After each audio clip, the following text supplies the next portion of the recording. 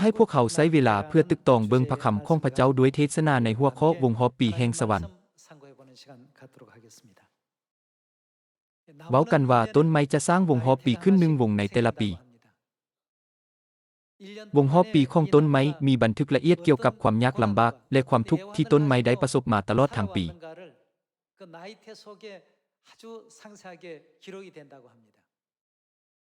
เส้นในปีหนึ่งต้นไม้ได้ประสบกับความแห้งแล้ง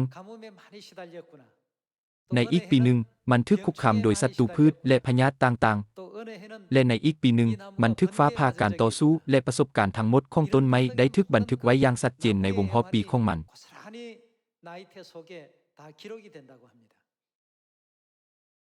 พวกท่านเคยสังเกตเห็นห้องหอยเส้นนั้นอยู่ในต้นไม้บ่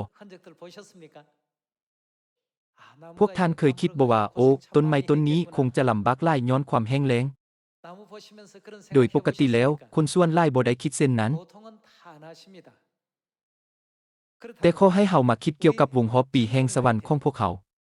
บันทึกแบบใดที่จะทึกบรรจุอยู่ในวงฮอบปีของบรรดาลูกแห่งซีโอนผู้ที่ปรารถนาจะเข้าสู่อาณาจักรของพระเจ้าเว้ากันว่าวงฮอบปีของต้นไม้ในเขตอบอุ่นนั้นจะเห็นได้ชัดเจนกว่าในเขตร้อนที่มีการเปลี่ยนแปลงของสภาพอากาศน้อยนั้นวงฮอบปีของต้นไม้จะบ่ค่อยชัดเจนยิ่งไปกว่านั้นมีต้นไม้บางชนิดที่บ่สามารถพบเห็นวงฮอบปีได้เลยวงฮอบปีจะเห็นได้ชัดเจนที่สุดในคงเขตที่มีการเปลี่ยนแปลงของฤดูกาลที่ชัดเจนเช่นฤดูใบไม้ปงฤดูร้อนฤดูใบไม้หล่นและฤดูหนาว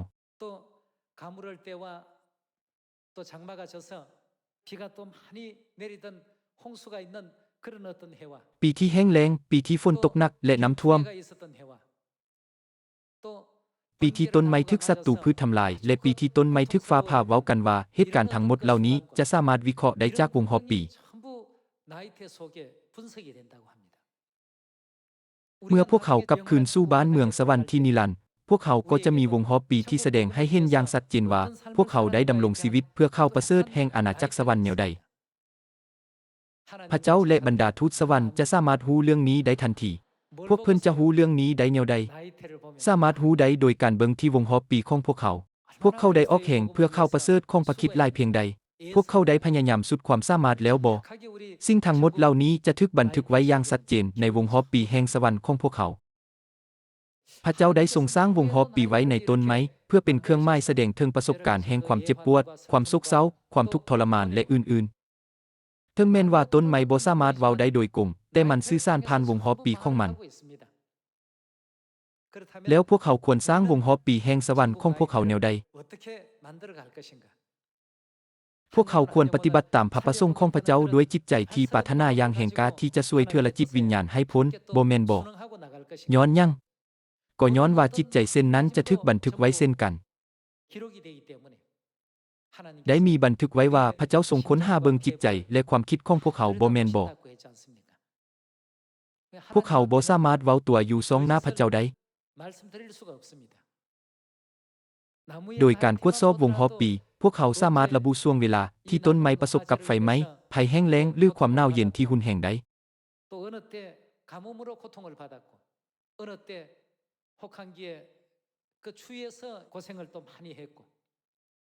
ถึงแม้ว่าต้นไม้บ่ได้เว้าโดยกงแต่พวกเขาก็สามารถเข้าใจเรื่องนี้ได้อย่างชัดเจนโดยเพียงแต่เบิ่งที่วงฮอบปีของมัน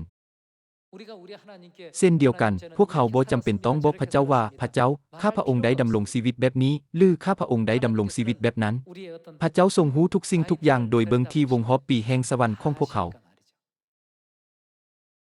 สิ่งทั้งหมดเหล่านี้เช่นพวกเขาได้อธิษฐานหลายซ้ำใดได้ฟังเทศนาหลายซ้ำใดได้ศึกษาพระคำของพระเจ้าหลายซ้ำใดและได้ประกาศข่าวประเสริฐหลายซ้ำใดล้วนแต่ถูกบันทึกไว้ในวงฮอบปีแห่งอาณาจักรสวรรค์ของพวกเขานี้แม่นเหตุผลที่พระเจ้าทรงกล่าวว่ามนุษย์จะเก็บเกี่ยวสิ่งที่ตนหว่านลงถ้าพวกเขาหว่านความกระตือรือร้นพวกเขาก็จะเก็บเกี่ยวผลแห่งความกระตือรือร้นอย่างแน่นอนพระเจ้าจะทรงประทานพระพรและรางวัลให้แก่ผู้ที่เฮ็ดเวียกอย่างกระตือรือร้นอย่างแน่นอนสำหรับผู้ที่เฮ็ดเวียกอย่างภาคเพียรความภาคเพียรของพวกเขาก็จะเกิดผลอย่างบ่ต้องสงสัย ผู้ที่เกียจค้านสั้นลังยาวก็จะเก็บเกี่ยวผลแห่งความเกียจค้านสั้นลังยาวของตนอย่างหลีกเลี่ยงบ่ได้เมื่อเบิ่งปึ้มพระคัมภีร์ทั้ง66เล่มข้อพระคำที่น่ายานที่สุดแม่นมนุษย์จะเก็บเกี่ยวสิ่งที่ตนวานลงทุกครั้งที่คิดถึงพระคำเหล่านั้นข้าพเจ้าก็รู้สึกกังวล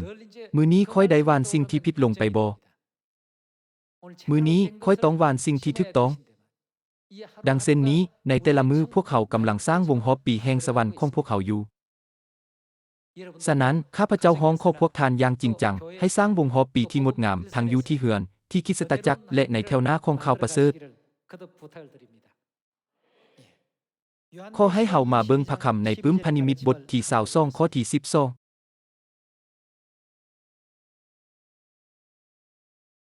พระเยซูกล่าวว่าเบิ่งแม่เฮาจะมาในวัยไหลนี้เฮาจะเอาบำเหน็จของเฮาให้แต่ละคนพระองค์จะทรงประทานบำเหน็จให้แต่ละคนแนวใดตามการกระทำของเขาบรรดาทานบำเหน็จที่พวกเขาจะได้รับในสวรรค์นั้นแม่นนิรันดร์ในโลกนี้บ่มีผู้ชนะเลิศคนใดที่ได้ของเลี่ยนคำตลอดไปแม่นบ่เมื่อเวลาผ่านไปก็จะมีคนอื่นมาแทนที่ผู้ชนะเลิศถึงแม้นว่าจะมีการสร้างสถิติโลกที่ดีไว้ก็ตามแต่ในที่สุดมันก็จะถูกคนอื่นทำลายลงอย่างใดก็ตามในอาณาจักรสวรรค์สิ่งใดก็ตามที่พวกเขาได้รับนั้นจะเป็นนิรันดร์ดังนั้นพระเจ้าจะทรงประทานบำเหน็จให้แต่ละคนตามการกระทำของพวกเขาพระองค์ทรงรู้ได้แนวใดว่าแต่ละคนได้กระทำสิ่งใดบรรดาทานในท่ามกลางต้นไม้ที่มีชีวิตอยู่ในปัจจุบันนี้มีต้นไม้อายุ 5,000 ปีอยู่ที่สหรัฐความสุขความโศกเศร้าความเจ็บปวดและความทุกข์ทรมานที่ต้นไม้ได้ประสบในแต่ละปีล้วนแต่ฟังเลิกและซึมซับอยู่ในวงหอบปี 5,000 วงของมัน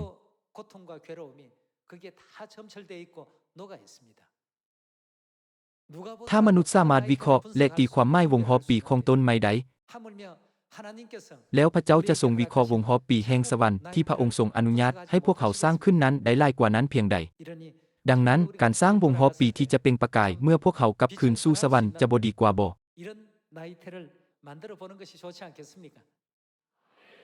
ขอให้เบิ่งในคาลาเตียบทที่6ข้อที่7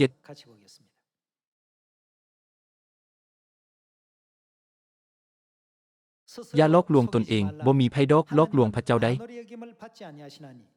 มนุษย์จะเก็บเกี่ยวมนุษย์จะเก็บเกี่ยวหยังสิ่งที่ตนวานลง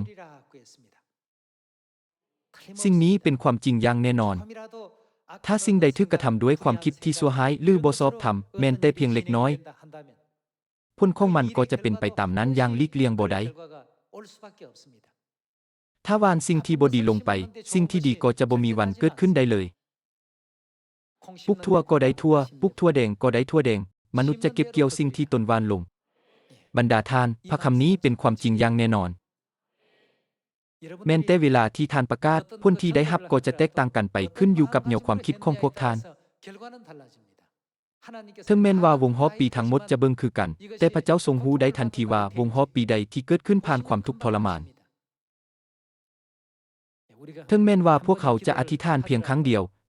แต่ถ้าเป็นการอธิษฐานที่ทอกเทออกมาทรงหน้าของพระเจ้าด้วยจิตใจจดจ่อและสุขเศร้าแม้นมีความแตกต่างกันอย่างล่วงลายจากการอธิษฐานที่เฮ็ดตามความสิ้นเคยเท่านั้น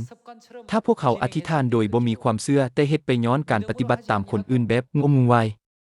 โดยคิดว่าพอคนอื่นอธิษฐานค่อยในฐานะผู้ที่เชื่อก็ควรอธิษฐานคือกันการอธิษฐานเช่นนั้นก็จะถูกจะลึกไว้ในวงหอบปีแห่งสวรรค์ของพวกเขาเช่นกันสิ่งที่พวกเขาได้อธิษฐานในเวลา 9:00 น.และ 3:00 น.แลงในมื้อนี้ก็ได้ถูกจะลึกไว้เช่นกันดังนั้นการอธิษฐานในตอนเช้าหลังจากตื่นนอนและการอธิษฐานในตอนค่ำก่อนเข้านอนก็เช่นเดียวกันพวกเขาแสวงหาพระเจ้าอย่างจริงจังหลายส่ำใดและพวกเขาแสวงหาพระองค์ด้วยความเชื่อแบบใดล้วนแต่ถูกจะลึกไว้ในวงหอบปีของพวกเขาซึ่งกำลังถูกสร้างขึ้นเทื่อละวง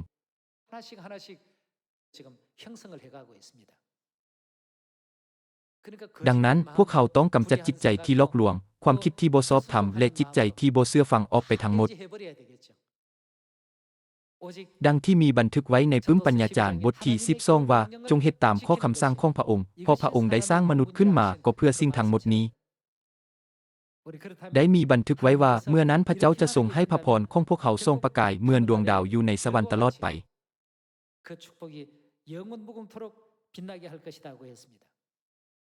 ข้อให้สืบต่อเบิงในข้อที่8ถ้าลาววานสิ่งที่พอใจตัณหาของตนตัณหาของลาวก็จะให้ลาวเก็บเกี่ยวพวกเขาจะเก็บเกี่ยวยังจากตัณหาฝ่ายเนื้อนั่งพ้นแห่งความตาย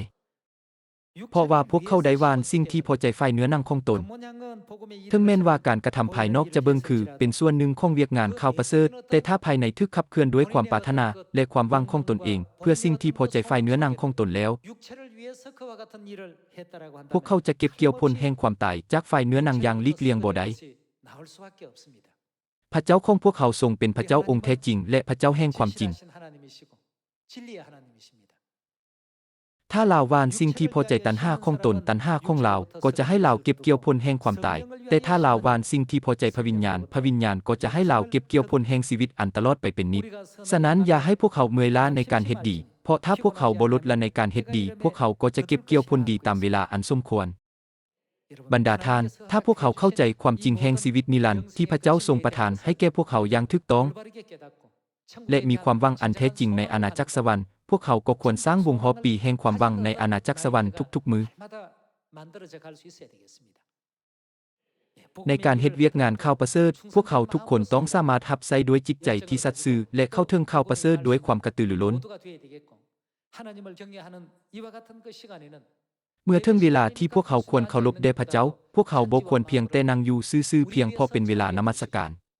แต่พวกเขาควรระลึกถึงพระคุณของพระองค์ว่าพระองค์ได้ทรงสร้างสวรรค์แผ่นดินโลกและทุกสรรพสิ่งเพื่อพวกเขาอย่างใดทรงสร้างโลกที่งดงามนี้เพื่อคนบาปเพื่อให้พวกเขาสามารถกลับคืนสู่อาณาจักรที่นิรันดร์ได้และได้ทรงสละพระกายของพระองค์เองเหมือนดังบ่มีค่าโดยทรงลังไลพระโลหิตของพระองค์ถึงไม้กางแขนพวกเขาต้องถวายการนมัสการที่ศักดิ์สิทธิ์และเคารพหลายยิ่งขึ้นดังนั้นในปึ้มอพยพบทที่20พวกเขาได้รับคำสั่งให้ปฏิบัติตามมือพระแนวใดพวกเขาบ่ควรมาคิดสตาจักด้วยความเชื่อที่ตื้นที่เป็นเพียงพันธะลือให้บ่นั่งเต็มเท่านั้น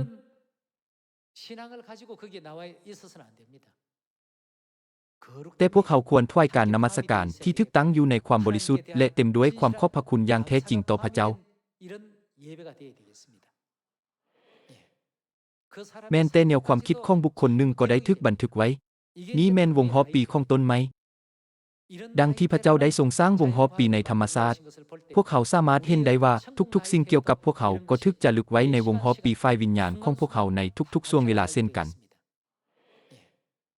ในเขตร้อนที่สภาพอากาศเปลี่ยนแปลงน้อยลายต้นไม้มักจะบ่มีวงหอปีที่ชัดเจนวงหอปีบ่ได้ถูกสร้างขึ้นเพราะบ่มีความยากลำบากหรือการเปลี่ยนแปลงกับพวกมันดังนั้นวงหอปีฝ่ายจิตวิญญาณของท่านบ่ควรจะอยู่ในสภาพเดิมโดยมีเพียงแต่วงหอปีที่มัวๆและจืดจางในขณะที่ประกาศข่าวประเสริฐอย่างภาคเพียรบางครั้งพวกเขาอาจจะประเสริญกับความยากลำบากบางครั้งพวกเขาอาจจะถูกเหมือนเซยบางครั้งพวกเขาอาจจะถูกขัดขวางและบางครั้งในท่ามกลางสิ่งเหล่านั้นพวกเขาอาจจะได้รับมากที่งดงามจากพระเจ้าโดยผ่านขบวนการที่เปลี่ยนแปลงอยู่เสมอนี้วงหอปีแห่งสวรรค์ของพวกเขาก็ถูกสร้างขึ้นอย่างงดงามนี้แม่นเหตุผลที่พระเจ้าทรงบอกบรรดาลูกของพระองค์ว่าจนกว่าพวกเขาจะไปถึงสวรรค์พวกเขาควรรักษาความสัตย์ซื่อจนถึงมือตายเนื่องจากเวลาสั้นเกินไปแม้แต่ความสัตย์ซื่อเช่นนั้นก็อาจจะบ่สร้างวงหอปีที่งดงามได้ดังนั้นพระองค์จึงทรงกระตุ้นพวกเขาให้ทุ่มเทความกระตือรือร้นและความร้อนหนหลายยิ่งขึ้นจากนั้นเมื่อพวกเขากลับคืนสู่บ้านเมืองแห่งสวรรค์ที่นิรันดร์ของพวกเขาพระเจ้าจะทรงสวมมงกุฎอยู่เทิงหัวของพวกเขาซึ่งจะรุ่งเรืองตลอดไปเป็นนิจขอให้เฮามาเบิ่งในพระนิมิตบทที่2ข้อที่10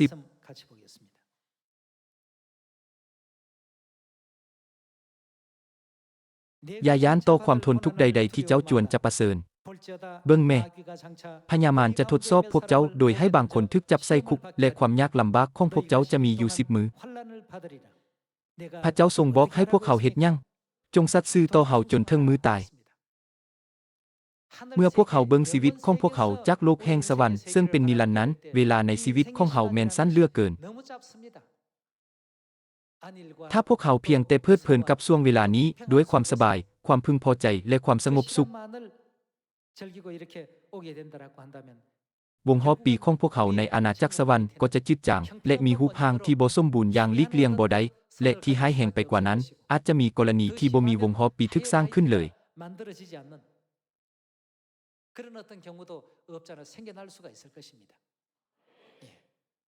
ดังนั้นพระเจ้าจึงทรงกล่าวว่าจงสัตย์ซื่อต่อเฮาจนถึงมือตายและเฮาก็จะมอบพระองค์จะทรงมอบหยังให้แก่พวกท่านพวงมาลัยแห่งชีวิตให้แก่เจ้า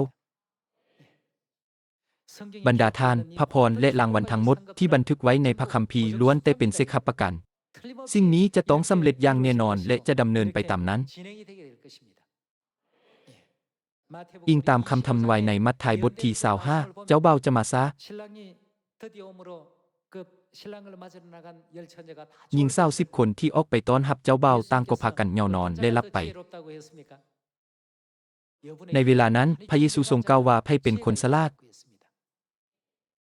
พระองค์ทรงกล่าวว่าผู้ที่กะเกียมน้ำมันเพื่อไว้เป็นคนฉลาด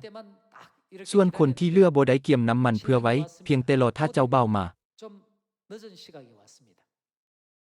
แล้วเจ้าบ่าวก็ได้มาถึงแต่เจ้าบ่าวได้มาช้าน้อยหนึ่งเจ้าบ่าวได้มาช้ากว่าที่พวกเขาคาดไว้น้อยหนึ่งดังนั้นน้ำมันของพวกเขาจึงใกล้จะหมดลงด้วยเหตุนี้พวกเขาจึงบ่มีน้ำมันที่จะใช้ในช่วงเวลาจัดงานกินเลี้ยงสมรสเมื่อพวกเขาออกไปซื้อน้ำมันและกลับมาเคาะประตูว่าโพดไขประตูได้ทอนพระเยซูทรงตอบว่าแนวใดพระองค์ทรงกล่าวแก่พวกเขาว่าเฮาบ่รู้จักพวกท่านและไล่พวกเขาไป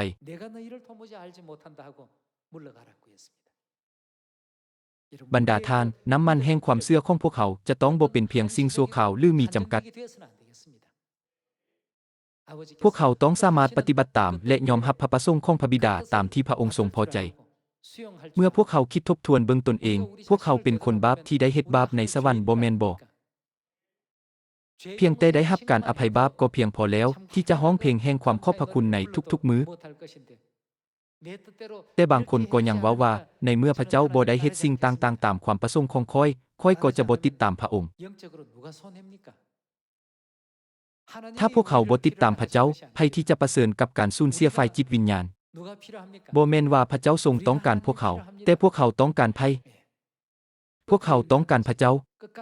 บ่ว่าพระองค์จะทรงนำพาพวกเขาไปไสก็ตามพวกเขาต้องติดตามไปจนถึงที่สุดและสะสมวงฮอบปีทั้งหมดเพื่อเข้าสู่อาณาจักรสวรรค์นิรันดร์ขอจงคิดเกี่ยวกับยูสวยและกาเลบบ่ว่าป้องการเมืองเยริโกจะยิ่งใหญ่เพียงใดก็ตามมันก็บ่สามารถกลายเป็นอุปสรรคต่อพวกเขาได้เพราะพระเจ้าทรงสถิตอยู่กับพวกเขาแม่นบ่คริสตจักรของพวกเขาก็เป็นคริสตจักรที่รับใช้พระเจ้าองค์เดียวกัน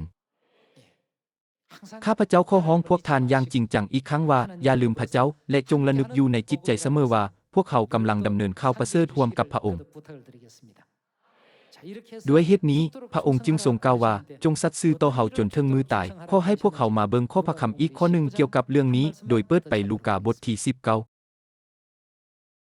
ขอให้พวกเขามาเบิ่งในปึ้มลูกาบทที่19ข้อที่12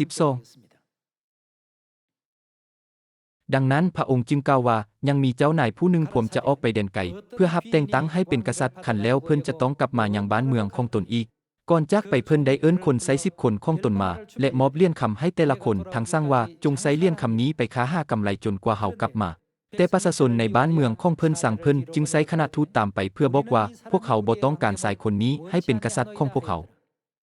ต่อมาหลังจากรับแต่งตั้งให้เป็นกษัตริย์แล้วเพิ่นก็กลับมายังบ้านเมืองของตนเพิ่นได้สั่งให้บรรดาคนใส่มาปรากฏตัวต่อหน้าเพิ่นเพื่อจะได้รู้ว่าเขาค้าได้กำไรน้อยหลายเท่าใด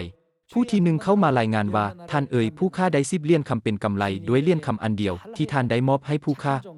เพิ่นกล่าวว่าดีหลายเจ้าเป็นคนใช้ที่ดีเมื่อเจ้าสัตย์ซื่อในข้องเล็กน้อยเราได้เฮ็ดหยังวงฮอบปีแห่งสวรรค์ของคนผู้นี้เต็มไปด้วยความสัตย์ซื่ออย่างแท้จริงเมื่อเจ้าสัตย์ซื่อในข้องเล็กน้อยเฮาจะให้เจ้าปกครอง10หัวเมืองผู้ที่ส่งเข้ามารายงานว่าท่านผู้ค้าได้5เหรียญคำเป็นกำไรด้วยเหรียญคำอันเดียวที่ท่านได้มอบให้ผู้ค้าเพิ่นกล่าวแก่คนนี้คือกันว่าเจ้าจะได้ปกครอง5หัวเมืองอีกคนหนึ่งเข้ามารายงานว่าท่านนี้ได้เหรียญคำของท่านผู้ค้าได้เอาผ้ามนต์หอเมียนไว้ผู้ค้ายานทานเพราะท่านเป็นคนเข้มงวดท่านเอาสิ่งที่บ่เป็นของท่านและเก็บเกี่ยวเอาสิ่งที่ท่านบ่ได้ปลูกเพิ่นตอบลาวว่าคนไซที่ซัวซา เฮาจะลงโทษเจ้าด้วยคำเว้าของเจ้าเอง เจ้ารู้ว่าเฮาเป็นคนเข้มงวดเอาสิ่งที่บ่เป็นของเฮาและเก็บเกี่ยวเอาสิ่งที่เฮาบ่ได้ปลูกคันซั้นเป็นหยังเจ้าจึงบ่เอาเลี่ยนคำของเฮาไปฝากไว้กับธนาคาร แล้วเฮาก็จะได้เลี่ยนคำคืนพร้อมด้วยดอกเบี้ยเมื่อเฮากลับมา แล้วเพิ่นก็กล่าวแก่คนที่ยืนอยู่หันว่าจงเอาเลี่ยนคำไปจากมันและมอบให้ผู้ที่มี10เลี่ยนคำแต่พวกเขาเว้ากับเพิ่นว่าท่านเอ่ยลาวมี10เลี่ยนคำแล้วเดเฮาบอกท่านทางไล่ว่าเพิ่นตอบทุกคนที่มีอยู่แล้วแม้นยังจะเกิดขึ้นกับพวกเขาพระเจ้าจะทรงประทานพระพรหลายขึ้นแก่ผู้ที่ได้รับหลายอย่างโดยความสัตย์ซื่อแต่สำหรับผู้ที่บ่มีหยังเลยแม้นแต่สิ่งที่พวกเขามีอยู่ก็จะถูกเอาไป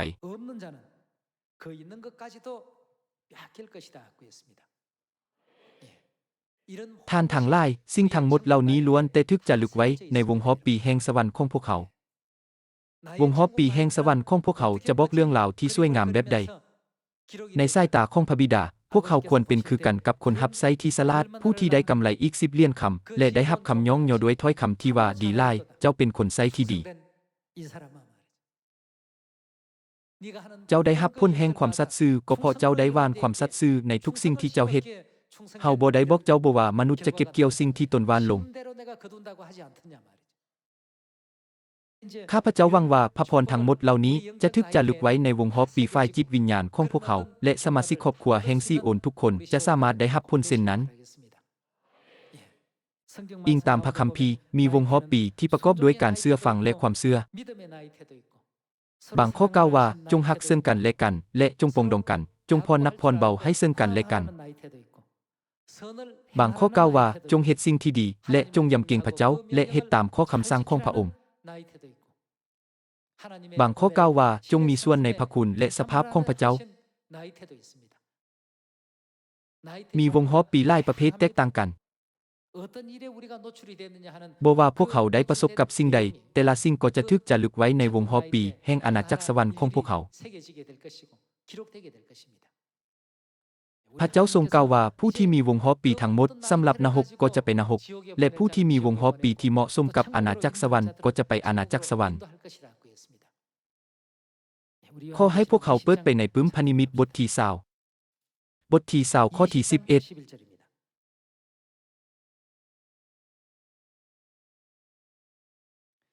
แล้วข้าพเจ้าก็ได้เห็นบัลลังก์สีขาวทั้งผู้ที่นั่งอยู่เทิงบัลลังก์นั้นแผ่นดินโลกและสวรรค์ได้หายไปซองหน้าพระองค์และบ่มีคนเห็นอีกต่อไป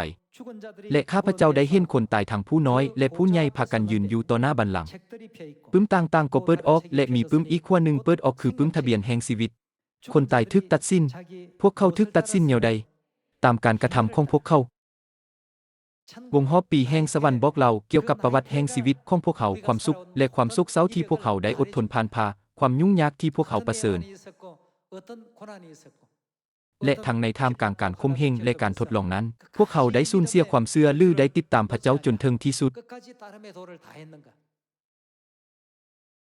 พวกเขาบ่สามารถรู้สถานการณ์ของแต่ละคนได้อย่างใดก็ตามพระเจ้าทรงอ่านสิ่งเหล่านี้ทั้งหมดผ่านวงหอบปีแห่งสวรรค์ที่บันทึกไว้ภายในพวกเขาข้อที่12และข้าพเจ้าได้เห็นคนตายทั้งผู้น้อยและผู้ใหญ่พากันยืนอยู่ต่อหน้าบัลลังก์ปึ้มต่างๆก็เปิดออกและมีปึ้มอีกขั้วหนึ่งเปิดออกคือปึ้มทะเบียนแห่งชีวิตคนตายถูกตัดสินตามการกระทำของพวกเขาดังที่มีบันทึกไว้ในปึ้มเหล่านั้นในขณะนั้นทะเลได้ส่งคนตายในท้องทะเลคืนมาความตายและแดนมรณะได้ส่งคนตายในที่นั้นคืนมาคือกันพวกเขาทั้งหมดได้ถูกตัดสินพวกเขาทั้งหมดถูกตัดสินแนวใดตามการกระทำของพวกตนพวกเขาจะถูกตัดสินตามความคิดความเชื่อและการกระทำของพวกเขาทั้งหมดนี้คือการกระทำหนึ่งคำเว้าหนึ่งและการประพฤติหนึ่งกลายเป็นวงหอบปีแห่งอาณาจักรสวรรค์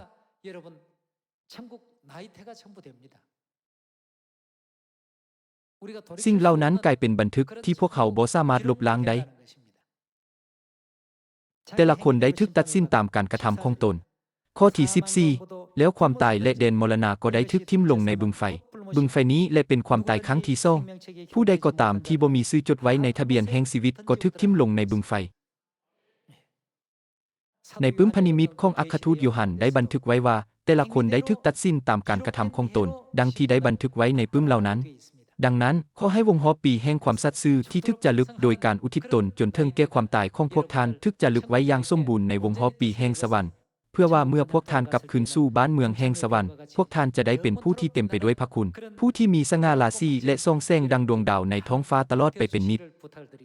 จนถึงมื้อที่พระบิดาทรงเสด็จมาพวกเขาต้องอุทิศตนในการช่วยโลกให้พ้น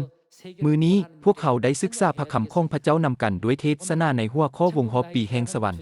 หวังว่าพวกท่านจะได้รับพระคุณอย่างล่วงลายข้าพเจ้าขอจบเทศนาของมื้อนี้ไว้เพียงเท่านี้ขอขอบใจ